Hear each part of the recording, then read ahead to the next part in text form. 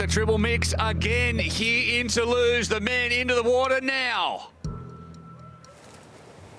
And in the middle there, in pontoon position 2 and 3, are the big swimmers of the Eagles, with Jamie Riddle, Matt Hauser, and then Taylor Reid and Chase McQueen are the big swimmers in the middle of the group in the Sharks. And it looks like Reid, I think, who's got a nice start, but also closest to us here is Stapley in the Cheetahs, who is another one who's been a little bit under the weather coming into this one, but a fantastic swimmer in his own right. Hayden Wilde, as they round the first buoy, and it looks to be Riddle out the front, I think, and plenty behind him in a bit of a washing machine. Yeah. Riddle, Dixon out of the water, McQueen as well, and I think that's Kenji Nina of the Scorpions, and Tyler Mislachuk is there as well, as they all come filing out. And who is going to pick up that first short shoot for their team? Stapley didn't have a great second half of that race. Riddle jogging in, helmet on, and a little bit more urgency to be shown by Dixon, but it's Riddle who's going to get out first, I think. And I think we're going to see, is it Nina or is it Riddle? It's going to be Riddle. And the Eagles pick it up, and Nina was forced to just back it off a little bit as Riddle just moved him a little bit into the barrier. I did notice that Matt Hauser was quite far down coming out of the swim there, so it'll be interesting to see whether he can work his way back up, whether he's anywhere near Hayden Wilde, and they can work together to get themselves back into the race.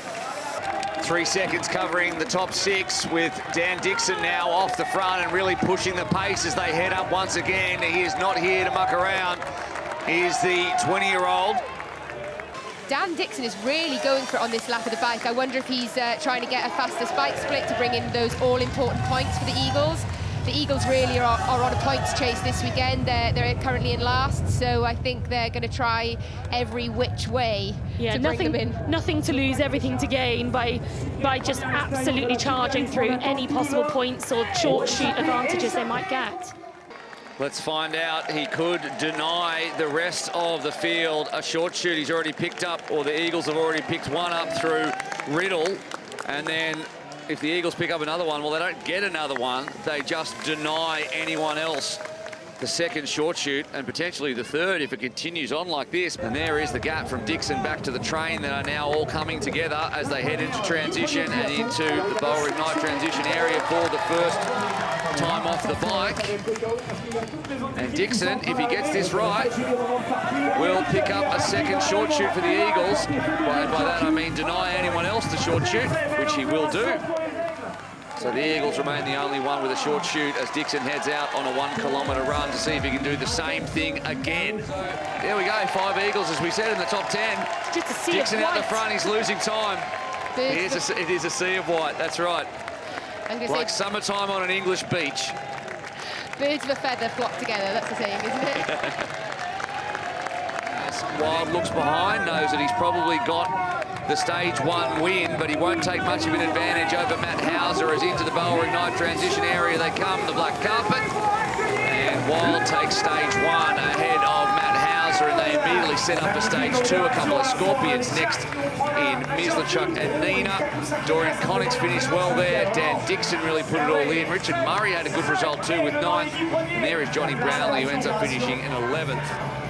And it's a run, bike, swim, and if we know something, we know that it's the fatigue swim at the end of stage 2 that can really change a race. Matt Hauser put it down in London with an incredible swim to swim right past Hayden Wilde and put himself in the box seat, which he eventually would relinquish again as Shachar Sagiv leads out this run with Matt Hauser on his hip. And Chris Perham, who we haven't spoken too much about, having a big run. Here comes the big man himself. He's going to get this fastest run lap if he dies in the attempt. And Wilde's already got the, he's thinking the long game. He's already got the swim cap on ahead of Hauser there, and Connings has had a good run as well. Velarsa needs one too. He's 2.5 seconds back. Rich Murray is the only one within 5 seconds of the top 10. Johnny Brownlee 6.7 seconds back. And Max Stapley and Panagiotis Bidados, well, all of them finishing within 10 seconds after that extremely quick 1 kilometre run. Maybe you, not me. And a big cheer from the crowd here in the south of France as their man Dorian Connix, who is a bit of a hero around these parts, having been part of the bronze medal winning mixed team relay team for the French. And of course, we're coming up to the Paris Olympics as well, so plenty of appetite. Real get out of jail free card with his swim. We saw it in London when he was wrongly issued a penalty. I assume this one is correctly issued. In London, he was off the back of that race, and his second swim when he ended stage 2 was so much better than everyone else's. He put himself right back into the mix. With that penalty, we've just heard that he's been awarded that 5 seconds. He's going to need to do exactly the same again, and no doubt Hayden Wilde's going to try to employ the same sort of tactics that he did on the final round in London, where he just stuck to his hip, would not let Matt Hauser get away from him. He needs to try and do exactly the same thing again. Yeah, they're definitely all still together, and Connix is an athlete who is strong across all three. He doesn't have a weakness. And I wouldn't be surprised if we see him right up there come that last run on the third stage. He's a great player, and I might even back him for a podium at this stage already. Well, this is where Matt Hauser swims really well from. You know, you send him in at the back and he'll work his way to the front. But another amazing transition from Hayden Wilde. We saw him do it in London. Such a tactical, technically brilliant racer. He's going in with a huge pack of athletes, a lot of whom will swim better than him, but he's put himself right at the front, meaning they all have to swim round him. It's exactly the right thing for him to have done there. Further up, as we see Dorian Connix there, swimming without goggles. I'm not sure if he's had those knocked off or if he decided to go without them, but he's definitely not got any goggles on now, and he got a bit caught up at that turn, boy. Hauser alongside as they come out of the water. And it's Nina, and then the two Eagles.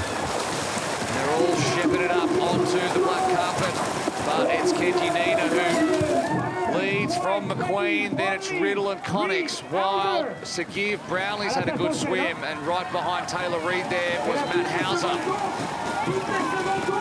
As they come over the line, and Nina will take the stage 2 win from McQueen and Riddle.